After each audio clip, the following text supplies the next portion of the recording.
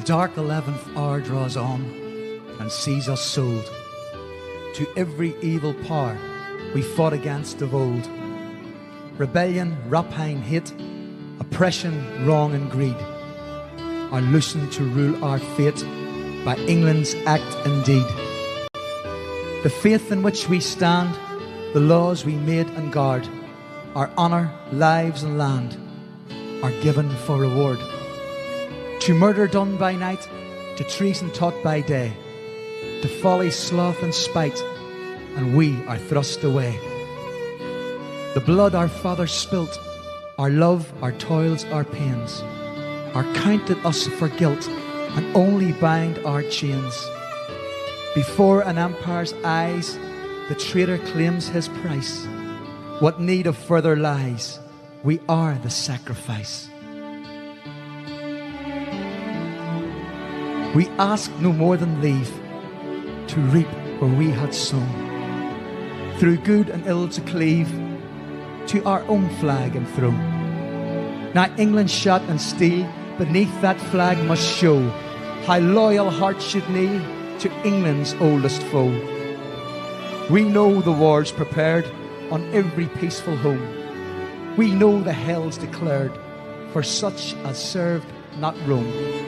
The terror, threats and dread in market, hearth and field. We know when all is said, we perish if we yield. Believe we dare not boast. Believe we do not fear. We stand to pay the cost in all that men hold dear. What answer from the north? One law, one land, one throne. If England drives us forth, we shall not fall alone.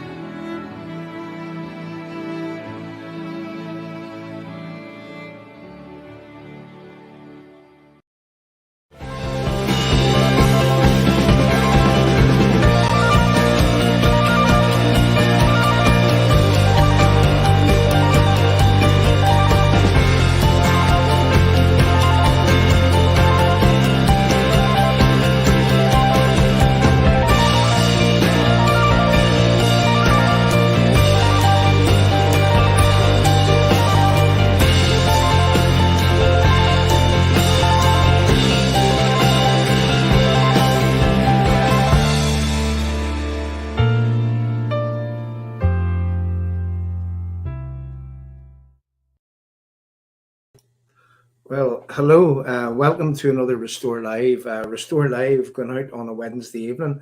I'm going out live to the Restore channel that's on Facebook, also to the British Unionist People's Voice, to the Restore channel on YouTube, and also to the Restore channel, Restore UK, that's on Twitter. Welcome. What a weekend. I have to say, I spent some time from last Thursday. I had a guest over from England, and we travelled the length and breadth of the country. We were looking at some of the history, the heritage, the culture. We were looking at some of the controversy which exists in this country right now. And I have to say, actually with me, I can trace myself and this man back to, well, the man that I'm going to be showing you on our channel very, very shortly was the man that is responsible for me being here on screen, because without the help of this man, well, I don't think I would have been broadcasting. It was this man that encouraged me to do it, and here I am. So I guess it was a bit of a reunion at the weekend with my good friend Simon Sideways.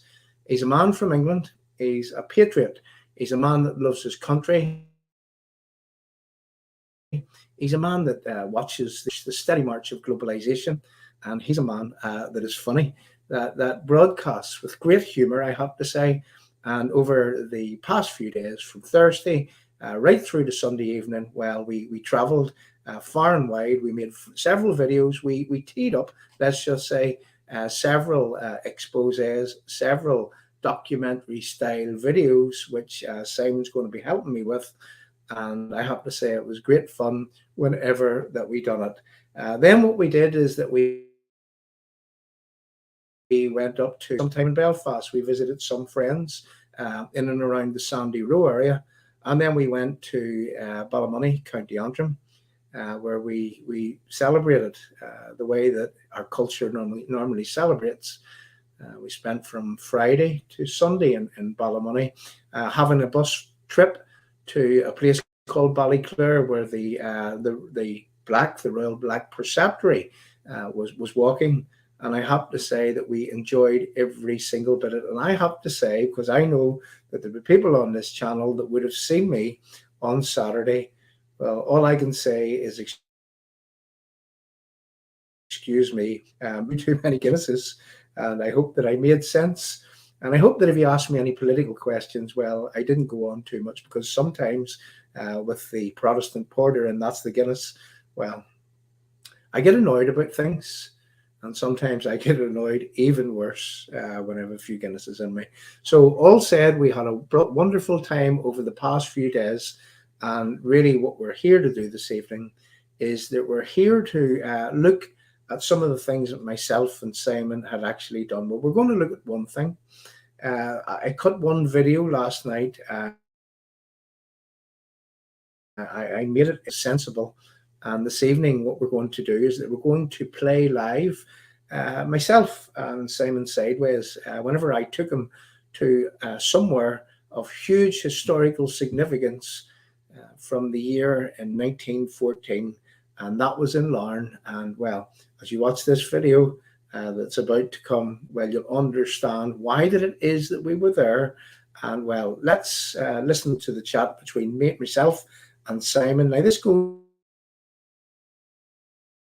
for around 15 minutes, me on this screen speaking, or it doesn't matter whether it was myself speaking to Simon, explaining the history of Northern Ireland back in 1914, whenever that it was that a boat called the Clyde Valley, whenever, well, Ulster was in peril in 1914, the looming crisis of Home Rule, and some from within the Unionist community, well, let's just say that they acted in ways that not many today are prepared to act. So we'd like for you to watch this little video, excuse me, once we've commenced with playing it, and then we'll come back and then we'll talk some more. Excuse me, I've got a croaky voice. I spoke all day long, you know, like from early morning to late in the evening. Most days from Thursday right through to Sunday. So you've got to excuse me if my throat hasn't fully healed. And what I would like to do is I would like to ask everyone here. It says here, hello everyone, please share because I'm on a ban and I just can't use right, okay. So please share that, please. Let me just say it this way. Our normal sharing mechanisms aren't actually working to this evening because people from within our background is on a ban for saying words that didn't really mean much to anyone. And well, as you can see, well,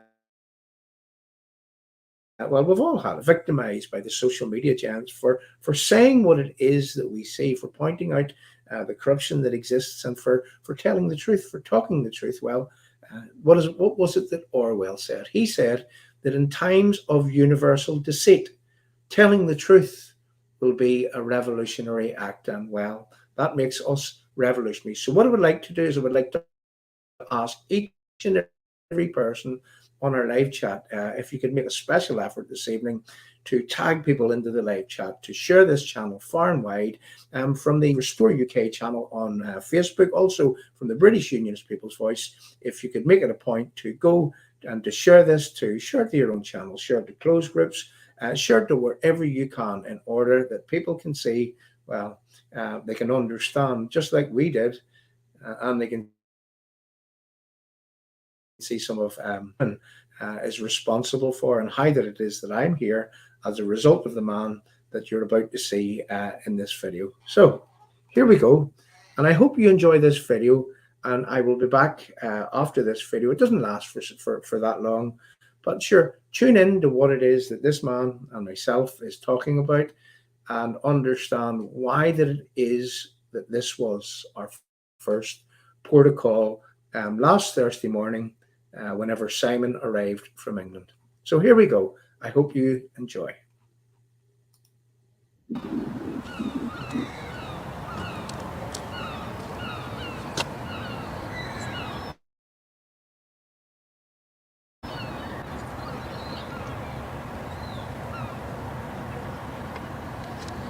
What you're seeing above my head is a very important lamp, and this was a lamp that helped land a load of munitions and weapons into Larne.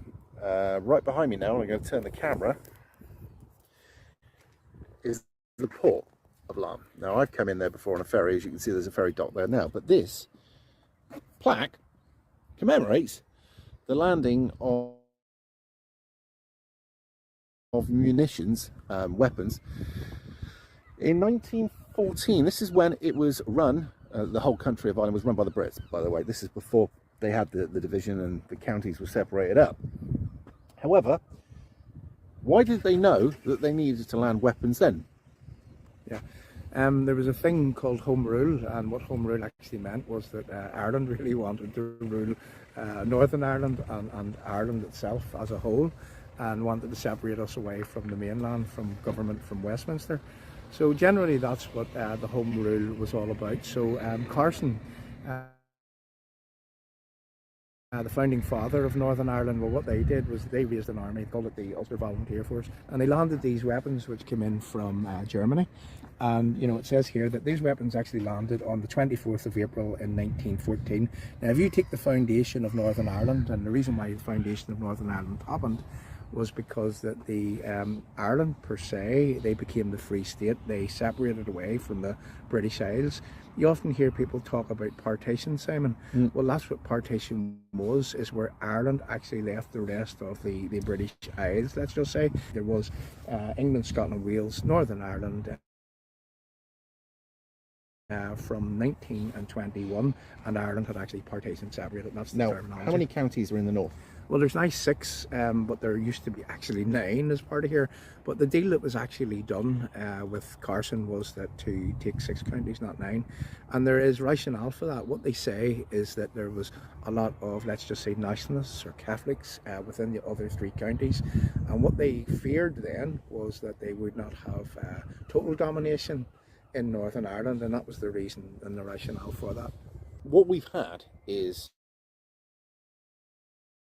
the separation within Ireland, and we have already seen from the very early days, 1914, that there was going to be dirty business, things going on behind the scenes, and people trying to seize all of Ireland back as a united Ireland. Now, there's some people down the south that would go, that would be a great thing. Well, sorry, I'm not on board. I don't want to give this place up because it's part of the United Kingdom, and if we give up the United Kingdom, we've done other videos on this, it would be bad. Not just that, the part that's not, and this is not me being selfish, if this place fell into the hands of Southern Ireland, it would suffer immensely by people who want to settle old scores, by the fact that you weren't on board with the idea of, say for instance, the socialism idea, the wanting to join the European Union. Everybody here would suffer, and I can't see that the people who are loyal to the crown being looked after. And I can't see that if we actually gave it up and there was things going on here that were illegal, I can't see Great Britain standing back in and saying, no, that's wrong, that can't happen. So they can't leave. That's the long and the short of it, and that's the whole point I'm over here, because I need to make it quite clear that if this country here falls, the rest of us fall. Now, I've said this in a previous video, but there's also a moral obligation. And look at all the places, incidentally, by the way, and this won't go down well at all. Look at every place that we've walked away from and given back. Not many have done particularly well. Just saying, historically speaking, they've suffered after. So, well, the truth of the matter is that Ireland now can't look after itself. You know, they look good. We talked about the Celtic Tiger of many, many years ago, but that is a distant memory. I mean, Ireland's in trouble. They can't sustain themselves. They're now a net contributor to the EU now that the rest of the UK, being England, Scotland and Wales, has somewhat left, and the contribution to the EU isn't as great from the United Kingdom. You see, Ireland now has more money to put in. But do you remember the blag? Do you remember how many times they blagged the South? They said, look, give us a list of rules, or give us a list of things that you want us to do that would make you change your vote, because they were offered the vote and the vote again, and then they said, well, we'll comply to all this. So the Irish went, yeah, well, that sounds like not a bad deal. So they went, okay, tick the box, and as soon as they did, what did they do? They sent the people to the polls in Ireland. Ireland voted against the EU, and they sent them back to the polls again. A year later to get the answer that they actually wanted. After lying to them that you'll get what you want, all the concessions. Now, whenever there was talk about Brexit, even pre the 23rd of June 2016, I mean, I wrote a piece some 3 months before the Brexit referendum, and I entitled that piece Hotel California Brussels. You can check out anytime you like, but you can never leave. It wasn't that I had a crystal ball or I was prescient. It was just that I followed what the EU they had formed for. In other words, that it's not democracy. It's they dictate. Yeah, you absolutely. never us. I mean, as you see earlier on, they're now paying into projects over here they have no business being part of, right? Absolutely. Moreover, right, Absolutely. they're still having stuff to do with us on the mainland that really there is no business. Let's look at Brexit and around. Is that, I mean, why do we vote? And I can tell you why I voted, and then you can add your contribution. But I mean, I voted to get away with what I like to call a dictatorial Ponzi scheme. And it's a place where you put your money in. It's a place where what they do is they send some of your money back. Not at all. They cream off the top. And then they say to people in your area that they funded that, they funded this is EU funded. And I just, yeah, absolutely. Like, one point I have, Simon, before that we move on, is that at the time of the Brexit referendum, well, wasn't there talk that, we had been putting money into the European Union for all of that time, and yet we owed them money at the end? I've got some interesting facts for you here, right? Yeah. By the way, so if you know anything about the European Union, right, over in Wales they say, oh, they give us this sports centre. I was like, right, so did you know for every £1 that they gave you for the sports centre, you put £2.50 into the European Union? This is when you realise that it's nothing more than a scheme to seize sovereignty, which is exactly what it wants to do here as well as over on the mainland. But it wants to do that with everywhere. And before we ruined the whole organisation by leaving, and they didn't think we would, and the people that over, like Nigel Farage, they were meant to offer us, they were there to say that if you follow me, it'll all go well,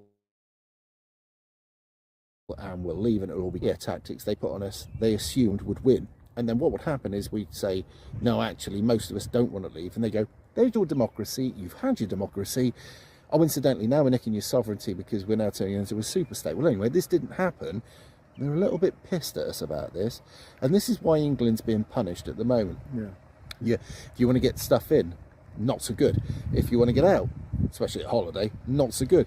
But they've also stuck a hard border in the Irish Sea. We're going to get onto that tomorrow, I believe. Oh, absolutely. And let's just talk a wee bit about it. That's the reason why that I brought you here was this is a historic place, really, in Northern Ireland. And it's certainly a historic place in terms of what was happening just 100 years ago, 7 years before the formation of Northern Ireland, before that the Southern Ireland actually partitioned. So this is of huge significance in that there's a border. Whenever Ireland partitioned, I'm talking about Southern Ireland from Northern Ireland, the rest of the United Kingdom, we ended up with a border between Northern Ireland and the Free State. Now, effectively, what has happened as a result of the Brexit referendum is that, there's 4 constituent parts in the United Kingdom: England, Scotland, Wales and Northern Ireland. Now, imagine the circumstances in where that there's a vote, a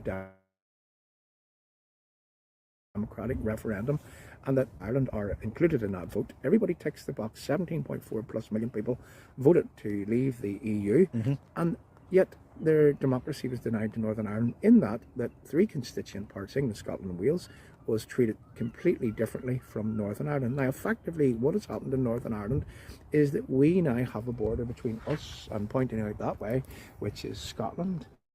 On down the channel here a wee bit would be Isle of Man. It's England. A crooked border, but it goes across, doesn't it? So we have a border in what we call this is the North Channel. Further on down would be the Irish Sea. And at this point, at this port, if you want to turn around there, Simon, at this port in Man, we now have checks on goods coming from England, Scotland and Wales. We have 3 ports in Northern Ireland. We have Larne, we have Belfast, we have another port in Warrenpoint. And effectively speaking, the EU has dictated the circumstances whereby that they say that they want checks on goods coming to this part of the United Kingdom, Northern Ireland. Do you know what that's like? That's like somebody putting a checkpoint between your hallway in your dining room. Absolutely. You own both sides, but they're now checking everything in between. And the more bizarre thing is this is that the British government have agreed to it now, and I think it was a case whereby, yes, well, I'm talking to people, like people believe that Boris thought that, well, we'll do it now and then we'll try to reverse it later. But Do you think the Boris EU actually had anything to do with this? well, the suits beyond and the conglomerate which surrounds, let's just say. Well, I mean, let's take the prime ministers from David Cameron, who got up and running with the Brexit referendum. Never thought we'd go for it. No, you see, they didn't believe that they were going to get Brexit, and then they woke up one morning and they had it. The people What is voted. it? The plebs have actually voted. Absolutely. So let's look at David Cameron. He was a Remainer. Let's look at Theresa May, Remainer. even more of a Remainer than David Cameron. Yeah. Now let's look at Boris Johnson. Well, he had his foot in both camps, where he wrote that he was a Remainer. He also wrote a letter to say that, well, he wanted to leave. But people say that Boris Johnson was a Europhile, and we can't avoid that. Now, this new one that is coming in, and we believe it's going to be Liz Truss. Are you ready for it? Oh, God. She came from the Liberal Democrats, right? She was in the CND movement when she was young. Her mother was a lefty, and we're talking about hard So left she's here. a lunatic. And now you're ready for it. Now she's now put in charge of decoupling the what we call the protocol, and creating a new deal for Northern Ireland. Let me just tell you a wee bit about that. We'll get into more about this tomorrow. There's a thing that's through Parliament. You might hear about it on your news at the minute. They call it the Protocol Bill. It is written in a thing called constructive ambiguity. We talked about this earlier, where people Word salad. yeah. So people, what they do is they have a tendency to scan the document and to read the first few paragraphs me. or whatever. And there's 26 paragraphs or articles in this document. And if you read from 1 to 20, you think this is great because Northern Ireland needs this, and this is going to reverse a lot of this How many stuff. pages are there? What I'm saying is, so somebody who's like me is dyslexic. Yeah. And reading that document, the 26 paragraphs of it, is it the first 20, when you look at it, you say, well, that's good, that's good, that's good, that's good, that's good. And then you get to the 26, Article 26 within Which the is the key document, point. which is the key point. And then what it does, I call it the snakes and ladders document, that you think that you've rose, right? And then the next minute, you're back down the snake again. But effectively, what it says is all of this stuff before means nothing. Yeah, they call it an enabling bill, and what an enabling bill means is that, well, anything from 1 to 20, which is the good stuff for the people of Northern Ireland, if for to enact those, it has to go back through the Parliament again. Now, if any of those 1 to 20 interferes with legislation that is already there, then legislation has to be passed. So we're really back to square one, in where that you have all that fighting and More trouble. to where and fro. And also, when it goes back, you generally lose ground, not gain ground. Well, yes. Well, people say that it could be lessened, but it's even more sinister than that. And this is why I call it a snakes and ladder document. Is that they say that we're getting something. Our politicians are saying, "Oh, this is great," because what it does is it gives them a better breathing space. But not only do I believe, but I fully understand, having read that document, having went through it with some legal representation, is that what they're doing is that they're kicking the can down the road. The time that if this is passed, people in Northern Ireland think that they've got something, then they enact anything from 1 to 20, which is the good stuff from us. They have to take it back through the Parliament again, so it's back to square one And again. at which time, you've got a younger generation which are easily more Well, malleable. even more than that, because it runs down the clock to a point in 2024 where they have written into the protocol that there's going to be a vote in the Northern Ireland Assembly. Now, here's what they did. The whole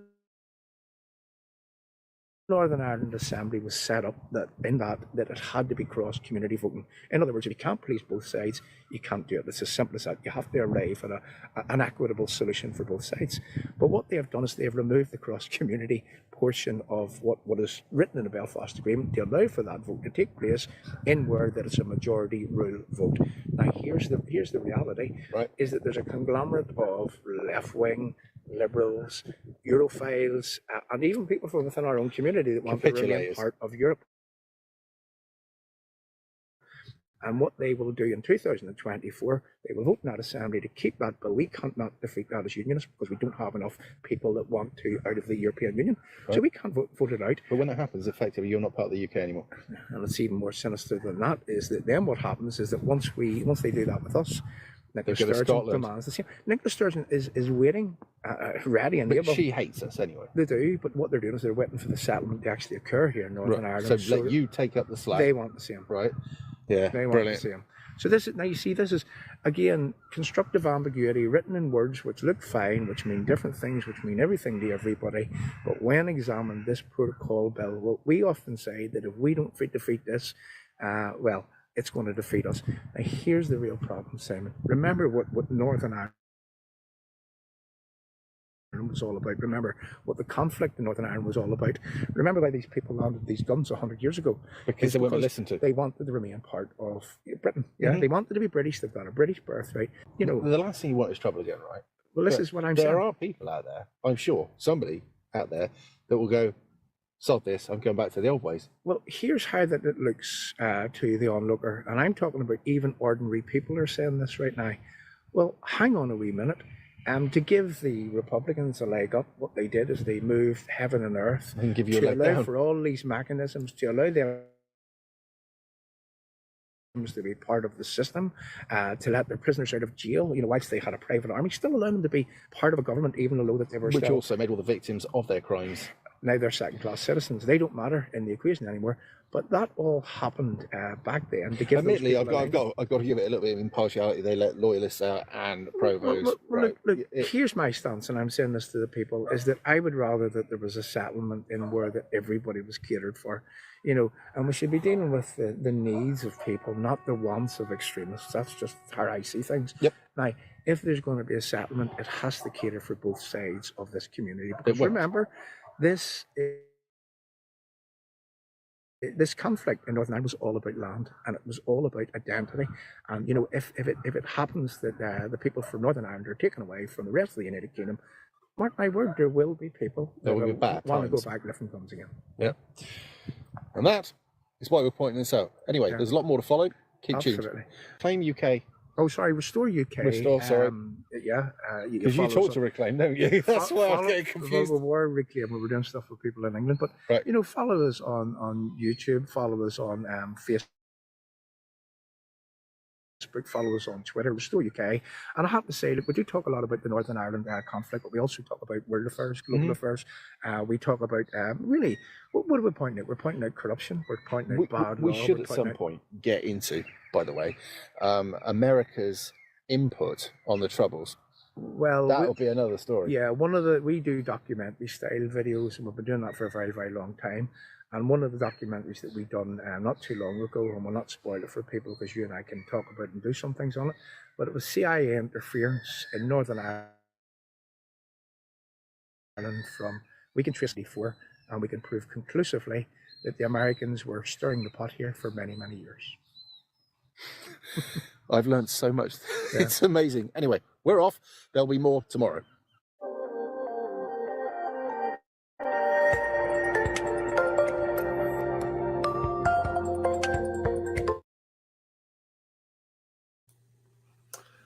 So there you go. That was just one of the things that myself and Simon done just last week. I mean, that was last Thursday, and we went from Larne. And the reason why let's say, why did we go to Larne? Let's explain that first. We went to Larne because, I mean, that's really where it started just over 100 years ago. Whenever that Ireland were making soundings that they wanted to partition from the British Isles. Remember, it wasn't us that wanted to go anywhere. It was Ireland. They wanted to leave. They wanted to leave the rest of the British Isles. They wanted to leave Northern Ireland. They wanted to put a border between Northern Ireland and the Republic. And now that they got that border, well, they're now wanting that border removed. Why should we be their fall guy? That is number one. So I took Simon to that point in Larne, just on the outskirts there of where the Larne Harbour is. And there's a monument to the very fact that Clyde Valley, that was a boat that had guns destined for Carson's army in the UVF in 1914. That boat landed guns and ammunition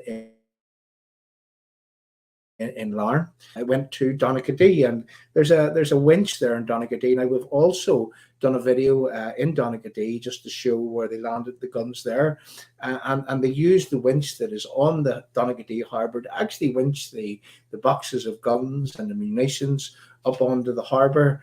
And then they went from Donaghadee and they went into Bangor, and they done exactly the same. So that was our history. And why did that history exist? Why did that history occur? Well, that occurred because of the aggression, because of Ireland, because of those in the become the Irish state that was to become the free state that was to become the Republic of Ireland. Well, they got their way in 1921, but this, remember, was 1914, some 7 years before that actually took place, where Carson had the foresight and the hierarchy within the group known as the Ulster Volunteer Force. They had the foresight that well, they needed to arm, they needed to protect their land, and they needed to ensure that the aggression coming from Republicans, coming from nationalists like it is today, well, they needed to prepare for whatever that was to come. We all know the history. Well, Carson's army then subsequently, and as did people from the south who were gearing up to fight with each other, then came along the First World War. And they went, and you only have to go to the Somme, you only have to go even through Belgium. You see some of the gravestones. You see that the people that were gearing up to fight each other back then, well, they had that bigger enemy was Germany. Germany trying to enforce a form of totalitarianism here in the West. And well, we all know the history as it progressed from there. But what we wanted to do is that we wanted to show that just over 100 years ago, well, are we being faced with the same tyranny? Are we being faced with the same aggression? Well, the only thing that I see that is different today in 22 is that people are not making provisions to stand up for themselves. People are not making provisions to insist that we will not be taken over, we will not be aggressed upon, we will not be sucked into this so-called New Ireland. That's why we wanted to do that. Well, suffice to say, we stood at Larne. We went on to Donaghadee the very next day. We've done some more video footage. We'll not be showing you this evening because it's going to be part of a wider documentary stuff, in where what we do is that we show what we just showed you there, probably cut in a way that needs to be cut. Then we show you what it is that we talked about whilst that we were in Donaghadee, on the very spot of, again, the landing of those guns, and how that it is that, well, just like over 100 years ago, we are faced. And when I say we are faced, I just don't mean the people of Northern Ireland. I just don't mean the people of the United Kingdom. But we are faced by aggression. Aggression from, who is it that runs the European Union right now, you ask? What is it they say? Those that forget the past are condemned to repeat it. Just so happens that the same Germany are the people that's in charge of the EU. And it is that EU, that very EU, that today in 2022, well, they're aggressing against us again. They're occupying Northern Ireland. They're insisting that we in Northern Ireland have a border between us and England and Scotland and Wales. And this conflict, the entire conflict, what has it been about? Unless someone has forgot, what is it that we are fighting for in Northern Ireland? What is it that we've been standing up for in Northern Ireland? What is it that so many people in those times, just after 1940, they made their way to France, they made their way through to the Somme, they made their way, for those that lasted, for those that were saved and spared the Somme, they made their way on into Belgium. I'm going to tell you a small story. And this is a story of a man from Ballymoney in County Antrim. And this is a wonderful story, a wonderful testament to try to understand how that it is that people love this land over 100 years ago. I did on County Antrim just a few years ago, just after a veterans rally. The plaque was dedicated in the name of a man called William Hanna. William Hanna was a 14-year-old, and he's seen his nearest and dearest, the people that he looked up to from within the Ballymoney area, his brother's friends, I'm just saying the wider family circles of the people from Ballymoney. He's seen them all going to join the war effort. As a 14-year-old, he went and he managed to get himself into the British Army. And whenever he got himself into the British Army, his parents had learned that he had joined up. Now, William was only 14 years of age, so his mother went to the local rector, and they managed to extract William from the army, and they managed to bring him back to Ballymoney to ensure that he was safe, because a 14-year-old shouldn't have gone off to war. But I asked the question, what is it that would have drove a 14-year-old to want to go and to stand an invading army? What was it that drove that young man to want to go and to stand up for the people and his area and the wider Northern Ireland public? That young man at the age of 14, well, you could only imagine that he must have loved what it was that he was part of, and he must have wanted to go and play his part in the war effort. They extracted William from the army, and this is a wonderful story. Coming up to his 16th birthday, family purchased William a bike for his birthday. And at that time, people from Ballymoney, well, they would have went, how I understand it, and they would have worked in a place called Hamilton in Scotland. And a lot of people were toing and froing, like the old Ulster Scots did, back and forward, having work in Scotland. And I believe that they were working in the mining industry in Hamilton in Scotland. So William, at the age of 16, having been purchased this bike for his birthday, he went off into Scotland. And what did he do? Effort. So this young man was very determined to stand up, like so many people from his area and like so many people from right around Northern Ireland. He was prepared to go and take a stand in order to fight the forces that were coming.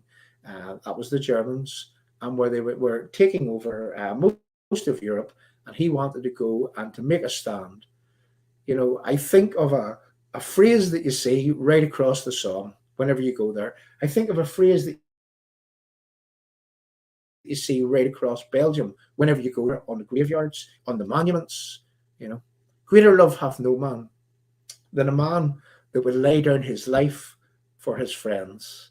And I think of William Hanna in that respect. William Hanna made his way through France.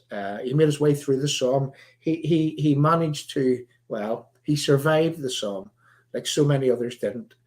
He made his way into Belgium, and William, 2 years later, at the age of 18, he lost his life. It's the type of story that, again, trying to tell it, I'm choked up. I'm choked up how that a young man of that age would have so great of a love for his country that he would feel that he would want to go and do that. And today, whenever that we look at what's happening here in here in Northern Ireland, we are being aggressed upon by the European Union. The European Union, they insisted to Boris Johnson's government that the people from Northern Ireland would be separated from their brothers and sisters in England and in Scotland and in Wales. Where are the men of Ulster today? Where are the people just like the people of old, our forefathers? Where is the army just like Carson's? Are we going to be the generation that is going to feel placed within the United Kingdom? And by extension, are we going to be the people that will feel the entire United Kingdom? If you would have watched that clip that I done with Simon, what you would have understood is that if you look at the protocol bill today, it is designed in such a way that what they have done within the protocol, they have removed the cross-community consent vote from within Stormont, and they have written into the protocol that there will be a vote in Stormont in 2024. Bill, I call it the snakes and ladders bill. Well, what happens is that nothing happens, because Article 26 within that protocol bill, it cancels out 1 to 20, and they are the best bits to which that we in Northern Ireland could be using, and they could be useful for us to try to take back some of what has been conceded by Boris Johnson and Boris Johnson's government. And you got to excuse me, something's going to fall here, people, and I have to steward up seconds. Please accept me. I apologize for that. A little box was going to fall there. Please accept my apologies. But back to the protocol bill, is that Article 26, what it says in Article 26 is that in order for Articles 1 to 20 within that protocol bill to be enacted, well, let me explain it this way. If there is already legislation in place to which those 1 to 20 have to supersede, then it has to go back to square one. It has to be taken through the Parliament. It has to be sent to the Lords. It has to be brought watered down. People, what we are looking at within that protocol bill is a mechanism to kick the can down the road to the place whereby the Stormont votes in 2024 and the left-wing Alliance Party, the SDLP, Sinn Féin, possibly the Ulster Unionist Party, well, what they do is they vote against Jim Allister in the TUV and the rest of the DUP MLAs, and games set and match to the EU and to the globalists now for ever and a day from the rest of the United Kingdom. That doesn't stop there. It just doesn't stop there, because what happens after that is that, well, Nicola Sturgeon and the SNP, they're waiting right now for a full and final settlement for that protocol. And once that happens, Scotland will be demanding exactly the same. So there we have it. And when Jim Allister said on those protocol rally stages that if we don't defeat this protocol, if we get this wrong, this protocol will ultimately defeat us. Now, I asked the question, do our politicians not understand what it is that I've just said? Do our politicians not understand what it said in legal advice that I delivered via Ian Paisley Jr. to the DUP whenever the DUP, well, Ian Paisley Jr., he relayed it back to me, and he said, we have other legal advice. Respectfully, I say that his legal advice, that the DUP's legal advice, it's completely wrong. Let's remember one thing. You know, there are two cases against the protocol today. You know, the constitutional changing EU protocol, which at this point has Northern Ireland separated from the rest of the United Kingdom. And in one of those cases, we have Jim Allister, we have Kate Hoey, we have Ben Habib, we have others who have tagged themselves onto that case, which are actually wanting to work within the protocol for the benefits of the protocol. You know, we have DUP considerations attached to that attachment, and was considerations who is also tagged on to the Ben Habib, Kate Hoey, and Jim Allister case. There's another case. In that case, we at Restore have been advisors in from day one. That was the case that was lodged first against this constitutional changing protocol. Well, we went to the judicial review. We went to the appeal against the wrong decision in the judicial review. And whilst that both courts actually said, well, you are right. In essence, they said our arguments were right. What they were saying was, and because that there is Westminster parliamentary sovereignty, well, they can implement anything over our heads. Then I hear that you can't change an international agreement. Who remembers that the Belfast Agreement, the Good Friday Agreement, it can't be changed. It's an internationally recognized agreement. Well, they say that whenever there's the potential for a border to be where the border should be, that's between Northern Ireland and the Irish Republic. They say that we can't change it. If that border was going to be reinforced, but they can change it, alter it, they can do whatever they want with it if the border is going in the Irish Sea. And effectively, people, that is exactly what has happened. So the case that we're involved in, we won't be backing down. We are in the Supreme Court on the 30th of November, in the 1st of December. I reckon that there's going to be a couple of days where the Supreme Court judges will hear our case. And we are hoping that the law will be applied.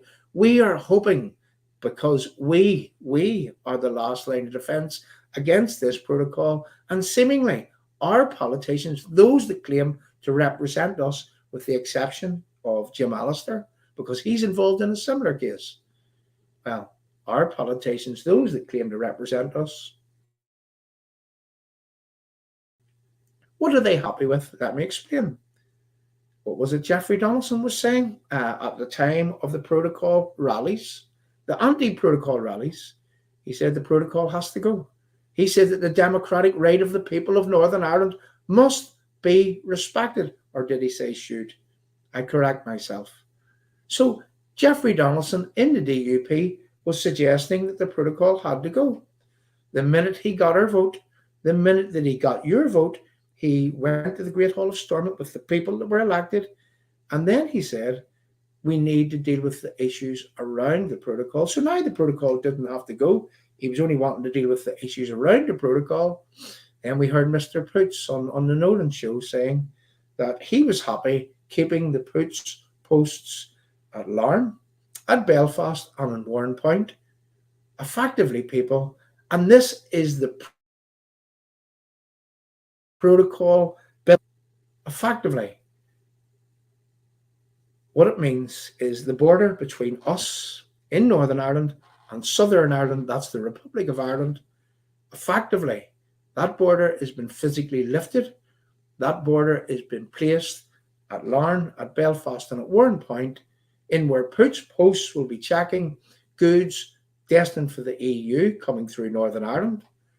And the British government, well, what Liz Truss had said is that it will ensure that the British government will check the goods coming to Northern Ireland. When you hear green lane and a red lane, when you hear that there's going to be a trusted trader scheme for hauliers coming from England, Scotland, and Wales to Northern Ireland, a trusted trader scheme, that means certification for hauliers, for lorry drivers to travel from other parts of the United Kingdom into this part of the United Kingdom.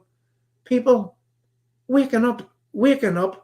If it looks like a border, if it checks like a border, if you have to be certified to pass that border, it actually is a border. So what is changing? Why is it that Jeffrey Donaldson is welcoming the border, the protocol bill, which does nothing to get rid of that border? Why is it that there are some people from within our own community that is persuading for that border, that is championing that protocol bill? People, I'm in despair when I look and I see. I wonder what it is that is blinding these people's eyes. I wonder, do they care about the many people, like young William Hanna, as I explained, that would have fought and died to ensure that Northern Ireland would remain within the United Kingdom, to ensure that we would remain with our freedoms, to ensure that we would live a life free from totalitarianism, that we would maintain our democracy. Today, in 2022, democracy has been removed from the people. The real question is, what are our politicians going to do about it? So there you go, people. There you go. I hope that you understood why that it is that we stood at Larne just a few days ago. And let me make this absolutely clear. I come from the Unionist community here in Northern Ireland. I originally came from the Shankill Road. I love my culture. I love my history, my heritage, my way of life, and I don't want to see any changes to that. I don't want to see the situation in where that what it is that I believe in, what it is that you believe in, I don't want to see the circumstances arise in where that our culture, our heritage, our history, and everything that we ever believed in is railroaded out of town, because that's what potentially that could happen. Right now, in case that you haven't seen. And look, let me say this also. If you're a nationalist, if you're an ordinary Catholic person, if you live here in Northern Ireland, if you live in Southern Ireland, you have nothing to fear with reference us. I mean, I would rather see in where that there was an equitable arrangement made here in Northern Ireland, in where that, people could remain British as part of the United Kingdom, and people could subscribe to, Ireland, if that's what they want to do.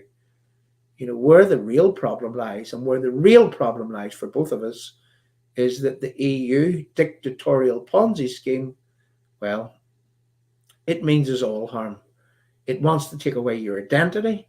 It wants to take away your history. It wants to take away your heritage, your culture, and every single thing that you have grown up to believe in. And that's no matter why that you're a unionist, or that's no matter why you're a nationalist, or that's no matter why, you're a Catholic or a Protestant or whatever that you are, in this new dispensation of globalization.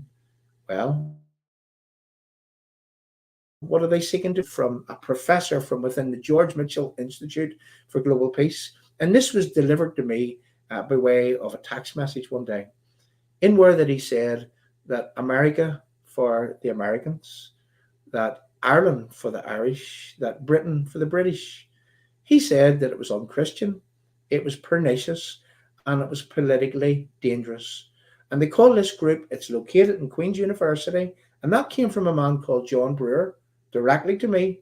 He said, that if you're British, you are unchristian, you're pernicious, and you're dangerous. I asked the question, politically dangerous to who? Politically dangerous to what? The reason why that we're politically dangerous is because that we actually care. We love our country. We love our history. We love our heritage. We have a birthright, and we are not going to give up that birthright anytime soon. That's why we are politically dangerous. And who are we politically dangerous to? We are politically dangerous to the ideology of globalism. That's as simple as that. And that's how things go. Venting. That was me after having traveled a few days along with Simon.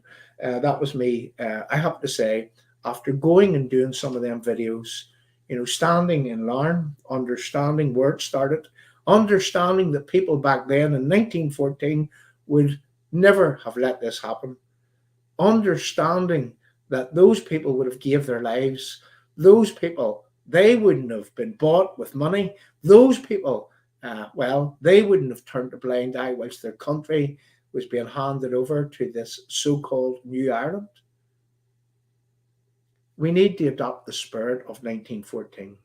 We need to adopt the spirit of those men, those women back then, whenever that they were prepared to offer their lives. Greater love hath no man than a man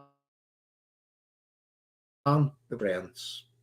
So coming soon to Restore UK is a documentary style video about 1914, about how that it was that Carson's army landed those guns, about the rationale behind landing them, about also the points by which that they put those guns into our society.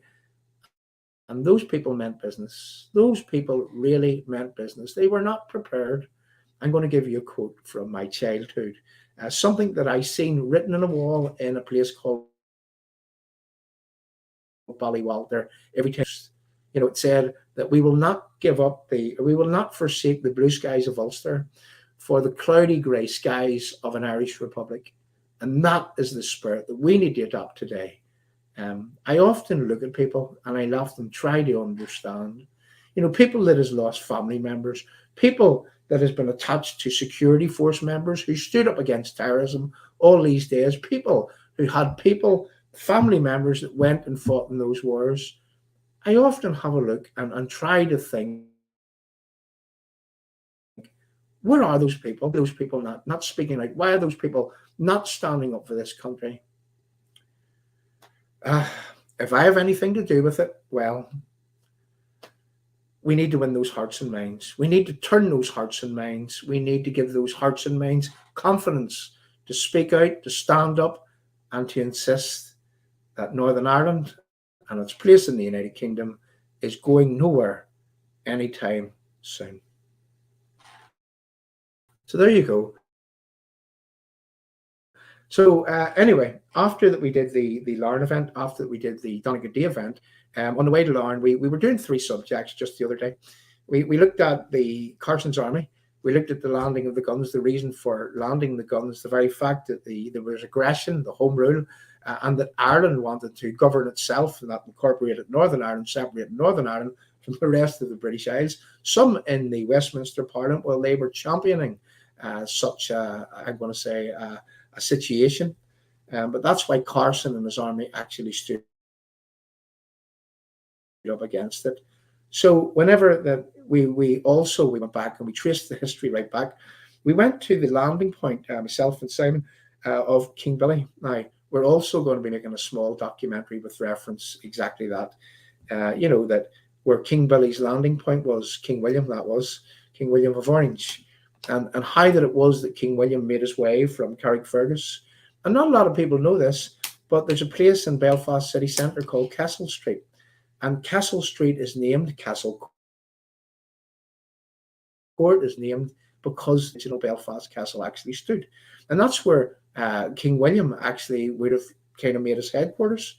And, from there, the army of King William, well, what the significance of a place called the Boyne Bridge, which is under threat right now, the significance of that bridge was that King William's army camped around that, and that was known as the Great Bridge. That was the main thoroughfare from Belfast to, I'm going to say, Dublin, but on the way to Dublin is a place called the Boyne River, which is located at Drogheda.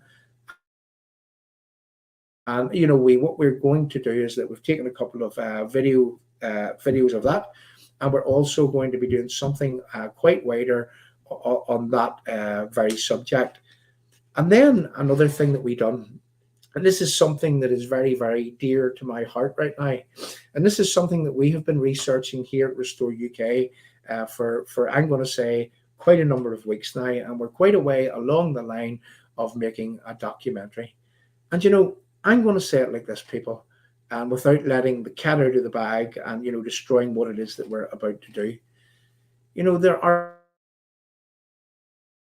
people from within our community, and I'm going to say they are masquerading. Right, let me just spit this out and say it very clearly.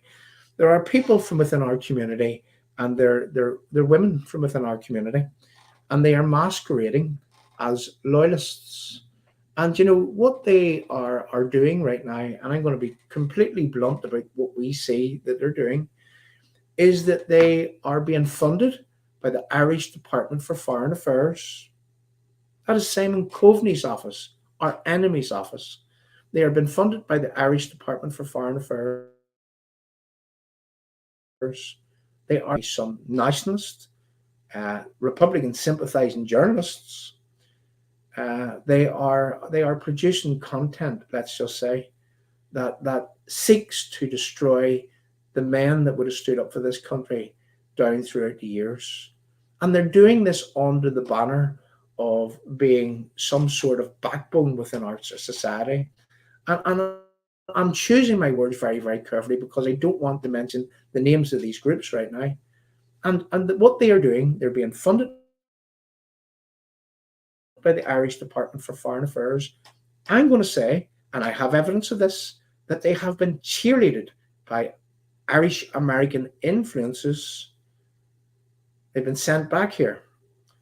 They have produced some content that literally paints the men from within our community as degenerates, as misogynists, as coercive controllers, as all these buzzwords that you hear to do with this woke agenda, that they're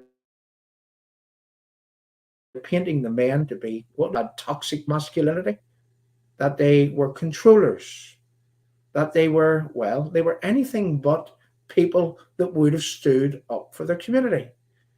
Now, one of the things that was written about these people that are doing this, and coming soon to Restore UK, will be a huge expose on exactly who these people are, on exactly who's paying for these people, on exactly who's cheerleading these people, on the very fact that they are charlatans, that they are not what it is that they claim to be. In fact, it is said that they are feminists, the modern day feminist movement. Many feminists seen on the media, they actually hate men. Coming soon to Restore UK, without getting into the rights and wrongs of women needing to be having a place in politics, because I agree with that. But I don't agree with women being used by Irish American influence. I don't agree with women that is being funded by the Irish Department for Foreign Affairs. I do not agree with women that are masquerading as unionists, Protestants, unionists, and loyalists, in order to try to paint men from the past as criminals, as misogynists, as coercive controllers, as drug dealers, as anti-women, anything under the sun.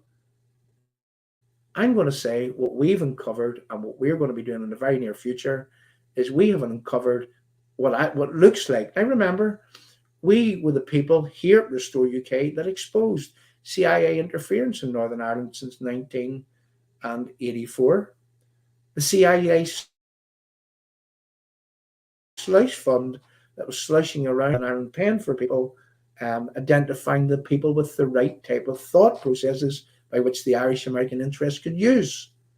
And we see exactly that same influence today in 2022. Once you know what you're looking for, it's not hard to find. So coming soon to Restore will be a huge expose with reference people who are masquerading as Protestants, Unionists and Loyalists, and they are actually in place being funded by the Irish Department for Foreign Affairs in order to destroy the men from within our community. Then I remember a phrase that was used back from the days of old in the peace process. You know, as a young man of 25 years of age, I can remember having a conversation with the late David Irvine back then. And, you know, listening to, you know, David back then, and he was always sort of skeptical about people and people coming in, you know, I'm just going to say wolves in sheep's clothing and so on. And you know, looking back then, well, it was widely believed that drugs was being introduced into loyalist communities, that the security services were turning a blind eye to allow this to happen in order that things could be upset, let's just say. And it happened also in the nationalist communities also. But, you know, I can remember having a chat on here one night with Billy Hutchison about a phrase that I learned from David Irvine all those years back, in where that Tony Blair had said that, well, he will look after the Republicans and the RUC of that day would look after loyalists. So what was meant by that phrase, and it rings true today, is that what they are doing right now is that they're demonizing and diminishing anyone that wants to hold on to their nationality, anyone that wants to call themselves British, anyone who calls themselves, and who is true Protestant, Unionist, Loyalist way of life. They are being demonized, they are being diminished, and whilst that the Republican movement, that's those that we exposed last week, stealing money from the Community Restorative Justice Ireland Limited. That's those who are working for the British whilst in charge of that operation. And I think that we showed that pretty conclusively last week. Well, whilst they are enhanced, whilst that they are those that cannot be offended, whilst they, because they didn't want a border between Northern Ireland and, well, they are those that must be appeased. What we've got is that we've got a very uneven process. And I believe that what we're about to uncover is that some from within our own community are actually facilitating this slow march into this so-called New Ireland. Not if we have anything to do with it. Coming soon to Restore UK, a huge expose. And I have to say that Simon actually helped me with some of it last week, and we'll be filling in the detail There's Carol. I'm just going to pop this up on the BBC. Carol, we're going to refer back. Actually, this is our good friend here. We call her Protestant Porter. We're on the live chat for a bit. We have about 20 minutes to go. We just wanted to talk about some of the things that we're doing here at Restore UK. And we have several projects ongoing at the minute, some that we can't talk about, some that we can talk about. But using what it is that Carol had just said, expose Carol last week, this is a fact that I'm going to say that I heard talk of that there was a BBC, someone in the hierarchy of the BBC had contacted someone that knows a friend of mine and asking, did they know myself? Did they know Restore UK? And the first thing the person from the BBC said was that those people have balls. Excuse me for saying that. And I think he was referring to the fact that what it was that we exposed last week. Now, say something. If you love your country, if you love your history, if you love your heritage, you're not going to let anyone take that away from you. And we will go to great lengths to expose these people.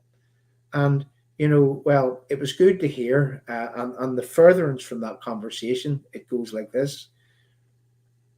The BBC were in awe of what we done last week because they were also in receipt of similar information to what we had. And what we now know is that the BBC were going to do the same expose as us, but we were told that they were not going to do it as deep and as in-depth as Restore UK actually done it last week. So there's something that we're proud of here at Restore, that once we had the information, once we could confirm that the information was true, we went off and we exposed what it was that we had to expose. Look, these people are trying to take away our country. These people are trying to demonize and diminish people from within our community. These people, well, if we do not stand up to them, if we don't stand up to them, we might as well give up. We might as well put out our tricolour. We might as well fly our Irish flag. We might as well, well, who knows? Everyone should learn the soldier song and stand up at the night. Stand up to the soldier song at the end of every night. I'm going to say not this person. Definitely not this person. So all said, the BBC, and I'm going to get back to. Sorry about that, Carl. But sorry, the BBC that you're talking about, Belfast City Council. But we'll use that anyway as we go. I seen someone had said at the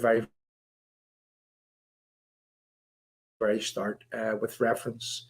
I'm trying to look way back. Here we go. I'm just going to pop this up. I'm looking back in the live chat. Hi all. I can't believe that Crawley cut you off like that, John. What Eddie here is referring to is that whilst out and about yesterday, I don't often phone into the BBC Radio Talkback, and I heard a debate with reference the PSNI, and with reference to PSNI, men within the PSNI are going to be allowed to wear women's hats, and I think it's going to go back the other way against hats, and we're not going to know what a woman is or what a man is, or we're not going to be able to identify people based on their genitalia or whatever. That's me jesting. That's me taking things to the extreme. I laugh. So yes, so I decided to phone in because apparently there was a pride, a gay pride up in Derry, Londonderry just last week. And apparently the police officers, like they're doing right around the UK, well, it doesn't matter about policing. Let's forget about crime. That's when someone phones up about a burglary. Let's turn over. Let's not investigate things. Let's um, let's chase people for saying the wrong thing to someone that says there's 101 different genders and wants to be called a transvestite alien. Let's jail someone for misgendering them. Let's go up and this is the best thing the police officers could do these days, is let's join with Gay Pride and let's all dance the Macarena, whatever way that goes. I remember the Macarena from, I don't know, but apparently the PSNI, well, they had a display where they were dancing the Macarena at the Gay Pride in Londonderry just at the weekend there. I didn't see it, I have to say. But whenever I heard the conversation on the BBC, I decided to phone in. And Eddie, this is probably where you come in, because obviously you heard it. So what I did was that I phoned in. Now, they don't normally let me on the BBC, I have to say. I was banned actually from, I believe I was banned from the programme, I'm going to say last year, whenever there was a man on saying that there was dark money that was involved in funding the Brexit campaign. Well, I kind of knew a wee bit about this man, and I knew that he was funded by dark money, and I went on and I challenged them. But I had not only to challenge the man that was on, a guy called Peter Geoghegan. He wrote a book about dark money funding the Brexit referendum. So I knew of him, and I was aware that this man was funded by a guy called George Soros, a thing called Open. And whenever I went on to talk back last year, and I believe this is why I was banned, is because I said to him, well, I mean, it's good that you're on here exposing dark money. Who funds you? I said, by any chance are you funded by George Soros? Well, I'm funded by public funding, and people fund me, and and from donations and so on. And he wouldn't admit that he was actually funded by George Soros. So here was a man who was being funded by dark money to expose what he was calling dark money. In other words, he was writing a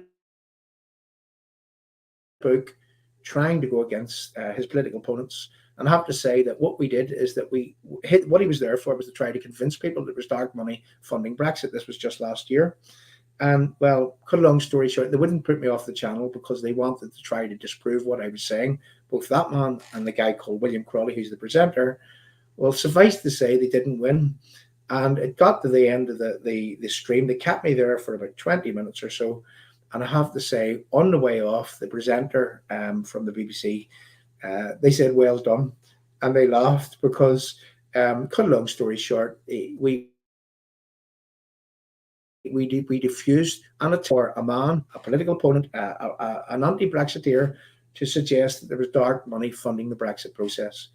So I believe that that's why I was kind of banned from the BBC. Anytime I phoned in from that, they didn't let me on. Just the other day, whenever I heard about the police dancing the Macarena, and I heard Nelson McCausland on, and I heard that a lady from Dolores, whatever they call her, from the SDLP, and I just didn't believe that the argument was being made in the way that it should have been made, how I seen things. So we phoned up, and what it was that, I mean, I honestly believe, and listen very carefully, people, because this is definitely the way that things should be tackled. Whenever you see the RUC, or the PSNI taking part in these gay pride parades, whenever that you see the PSNI giving, and even the legal system, and even our own system of governance, giving a hierarchy of rights to any citizen in this land, I believe that everybody should be subject to and equal. Things should be done in a manner that they police without fear of prosecuting anybody, no matter who they are, if they do wrong. And also they should police without favour. In other words, they shouldn't be turning a blind eye to criminality, just like they're doing with Republicans just now. What did we expose here last week? We exposed that the police, the PSNI, went and they arrested, they took to a holding cell, they strip searched a whistleblower who was exposing misappropriation of public funds. We exposed that last week, and a police service should be never used in that way. That is a police service becoming politicised whenever they're taking part in protecting a particular political ideology. So I phoned Talkback the other day and I gave a bit of history, and the bit of history was this. And listen very carefully if you didn't hear it. You see, why did we need the RUC? It was the argument I made in Talkback just a few days ago. So why did we need the RUC disband? Now, they said that the RUC needed to be disbanded because that they were a political policing force. Who remembers Republicans with the orange collarettes saying that political policing disband the RUC? And this is why Republicans were saying that the RUC needed to be disbanded. But let's remember one thing. The RUC people, they were the political opponents, and not political opponents, but certainly they were the law enforcement against Republicans. So Republicans was wanting to, that was sort of stood against them in the past. So what actually happened was that the guy called Chris Patten came along, and this was the story that I gave on Talkback the other day. A guy called Chris Patten came along, and he made Patten recommendations. And in those Patten recommendations, he said that this had to be a new beginning to policing. And in that new beginning to policing, he said that the old RUC is politicised, and we need a policing force that is not politicised. In fact, we need a policing force that should be fair, that should be impartial, that should be free from partisan political control, that should be capable of gaining and maintaining the respect of the. So what Patten recommended and what translated into the Belfast Agreement and what actually formed part of the Policing Act was that the founding principles of the PSNI is that they should be fair, impartial. What does impartiality mean? That they don't take sides. They don't take sides. They police in a way that is everybody is subject to and equal under the same law. Everybody should be policed in a way that they don't show fear when arresting anybody if they do wrong, and they don't show favour. That's what impartiality means. Their founding principles is that they needed to be fair, they needed to be impartial, they needed to be free from partisan political control. In other words, politicians can't control them. How did we end up with a policing board with politicians on it? That should not be the case. That is a spin, that is a swindle, that is a dereliction of what it is that it said in the Patten recommendations, what it is that translated into the Northern Ireland Act, what it is that formed the PSNI. So they should be fair, impartial, free from partisan political control, and most importantly, the PSNI should be capable of maintaining the respect of the entire community. And what I said in Talkback the other day was that here we have some 20 years on from the formation of the PSNI, and here we have, having turned full circle, and we're back to square one. Now we have a political policing force that is taking part in political arguments. And, well, cut a long story short, the presenter, William Crawley from Talkback, he cut me off. He started talking over me. And I said, look, if you want to talk over me, you're going to let me have to say. I was just completely blanked and I was put off the channel. But one thing that I'm proud of, one thing that we should be proud of, is that my argument dominated that argument for, I'm going to say, the next 20 odd minutes until that closed, because there was a guy on there called Nelson McCausland, and whilst William Crawley would have cut me off, I actually armed Nelson McCausland with a proper argument where I said that Drew Harris, who was the Assistant Chief Constable of the PSNI, he had actually said on the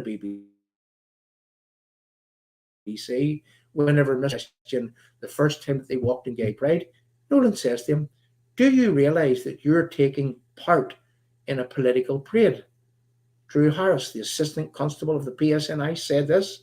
He says, well, I do recognise that it's political in that the gay movement, well, what they're doing is they're seeking societal change. So Drew Harris admitted that it was a political movement. Now, Nolan asked him another question. This was back a few years ago. He asked him another question. Well, if there was a Christian march, would you take part in that? And Drew Harris said, like Drew Harris is now the An Garda Síochána, the commissioner in the south, and he said, well, it's highly unlikely that they would take part in a Christian parade. So you see, what the PSNI had done from that point on is that they dispense with fairness, they dispense with impartiality. They are now not free from partisan political control because the ideology that drives this is American-driven liberal hegemony, which is basically making the world in America's image. What happens in America happens here. And if America, I'm going to say, if they produce next year transvestite alien, you'll soon see all our kids running around as transvestite aliens next year. So all said, we made that argument on the BBC the other day. They soon shut us down, and I suspect, although they let me on the other day, I don't think, and this is just to the people on the live chat that says this, I don't believe that they'll allow us back on again. But anyway, we have our own channel. We don't rely on the BBC to get a message out. We rely on the people here at Restore to actually get our message out. And I'm going to ask people, if you haven't already shared this, if you haven't tagged anybody into the live chat, please tag people into the live chat. Please give us a like, give us a love, give us a share. If you're new to the channel, make sure that you make it known that you've been here so that we can get to bring you back in the very, very near future. I do hope that some of the people that we made contact with over the weekend, some of the people, the new people that we met, some of those people that we had some good conversations with over the course of being in Ballyclare at the Royal Black Preceptory Parade and in other places. I do hope that some of you are on this channel this evening. The numbers are considerably high. I have to say, I enjoyed thoroughly what it is that we were doing over the past few days. And coming here to Restore in the very, very near future, well, what we're going to do is that we're going to be doing some more exposés. So I'm going to, if there's anything else that people wants to talk about, with a few minutes left, pop it into the live chat. And if not, what I'm going to be doing is I'm going to be teeing us up here to play us out and to play us out with some of this bonkers that is actually going on right across the Western world right now. Now, here's a question, and I want to give this thing, and I'm saying this thing, unearthing right now. We have a Justice Minister here in Northern Ireland, a lady, I'm going to say lady, some would actually, well, they might deny me that phraseology, but we're going to say a lady that runs the Alliance Party right now, one Naomi Long. And whenever you're on the side of globalization right now, you get away with saying whatever you want. You get away with ageism, you get away with sexism, you get away with racism. And not only do you get away with all that, you get away with all of that in one sentence when you are the Justice Minister. Let's play you a little clip from Naomi Long in order that we can tee something else up. We'll come back and say a few words. Pop something into the live chat. Give us your likes, your loves, your shares. Make it known if you enjoyed what it is that we've done. Give us your support. Tell us you like what we're doing, you don't like what we're doing. Tell us that we need to change, we need to do other things. Tell us whatever it is that you feel. And well, we'll be back before that it is that we come to a close. But playing us with Naomi Long, whenever she said that I, as a person, I'm stale because I'm over my 50s, I'm male. What she meant was that, well, I'm not female. And she says that I'm stale, I'm male, and I'm pale. Well, what she means is that I'm not black, I'm white. So according to Naomi Long, the people of the North Coast, they had a guy called Mervyn Story who was stale, male, and pale. That was Naomi Long getting away with saying that Mervyn was an older fella. He's male, so that's sexism, and he's pale, that's racism. All in one sentence. Listen to this. In this constituency, I remember her standing up and saying,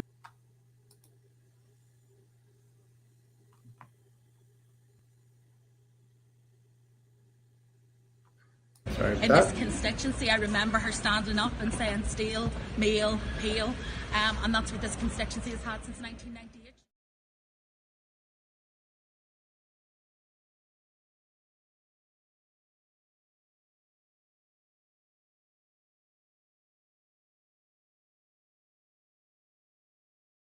With power comes responsibility, and people now need to take their responsibility seriously.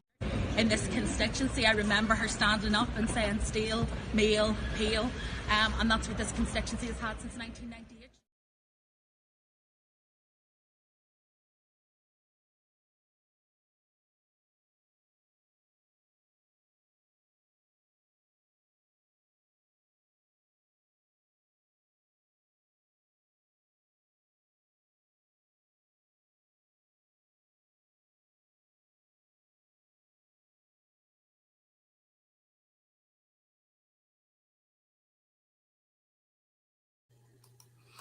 So that's us back again, and I'm sure that you're as shocked as most people would be whenever that it is that they see the Justice Minister in Northern Ireland being racist, being sexist, and being ageist all in one sentence. And some would say we could add misandry to that, which is the opposite of misogyny. So anyway, there's some people in this country, when we're talking about PSNI, there is some people that is above the law. There's some people that is being policed with favour. There's some people that has a hierarchy of rights in this land. And that's just the way the system is. Isn't it time that we all stood together to change that? I think we need to, because if we don't, we're going to be letting ourselves in for much more in the very, very near future. So before that we close, and we're going to be playing this out with a song by the man that we started with, my good friend, the Reverend Simon Sedwes. Simon is a big YouTuber. If you go and you search him out on YouTube, I've known Simon for many, many years. Simon is responsible for the very fact that I sit on this channel, that I broadcast today. Simon was the man that taught me how to cut videos and give me a lot of tips in order how to present back in the day. So I have to say that if you see me right now, I guess that Simon Sedwes is the man that is responsible for me being here. That man, a good friend of ours, one of our brothers from England, well, he gave me the tools to do what it is that I do today. And over the weekend, well, you can be assured that both myself and Simon, what we did is that we made much havoc, even though most of it hasn't been broadcast today. And whenever I come off this screen, I'm going to be posting a video on the Facebook. I'm going to be posting a video to YouTube. And it's really that video about us highlighting the fact that in 1914, the boat landed, the Clyde Valley landed at Larne,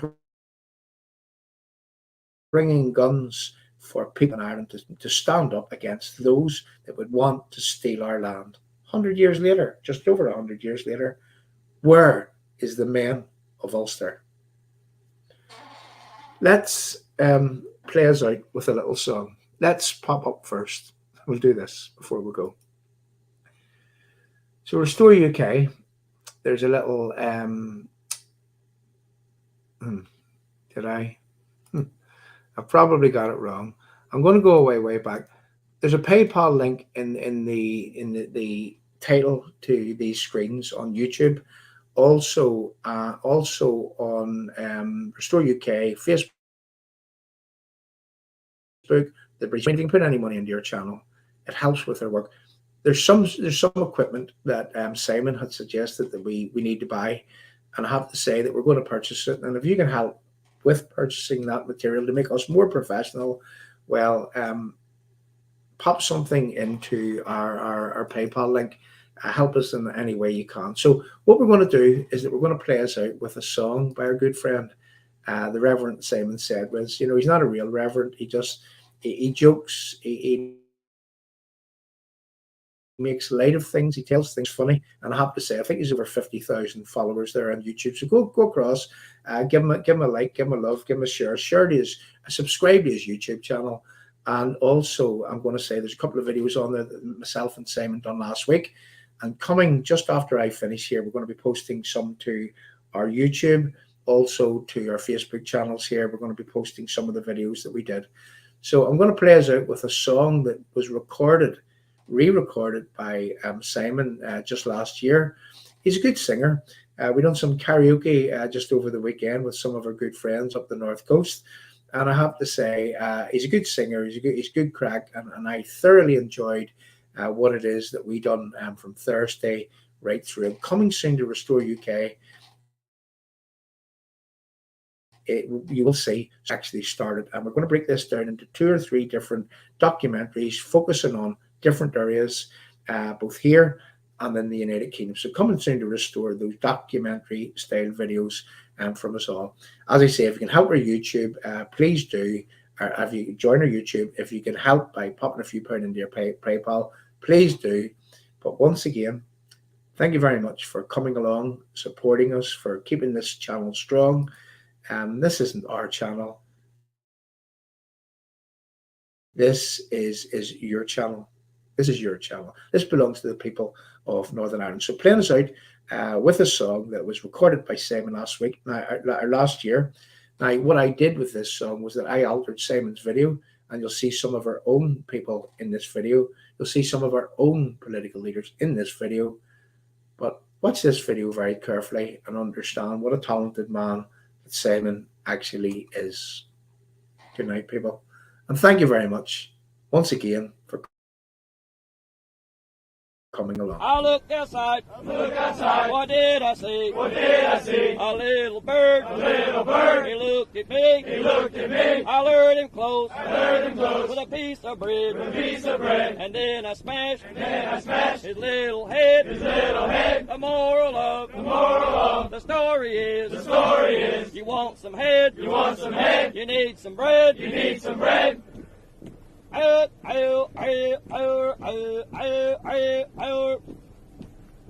Right turn. Huh.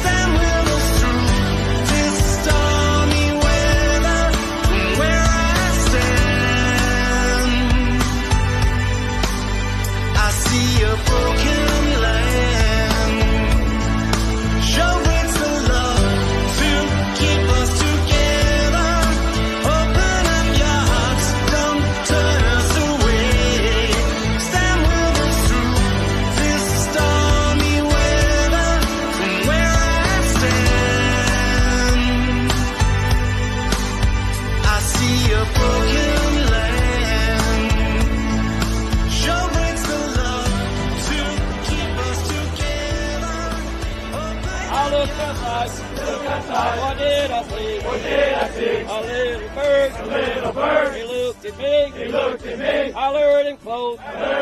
With a piece of bread. And then I smashed. His little head. Look, if we have passport controls in Liverpool, does that matter to me? Absolutely not. The things that matter to me are so much more important than this silly debate about whether we'll have the odd border post or passport checks. And when it comes to peace building, sometimes leaders have to push the boundaries. Look, if we have passport controls in Liverpool, does that matter to me? Absolutely not. And when it comes to peace building, sometimes leaders have to push the boundaries.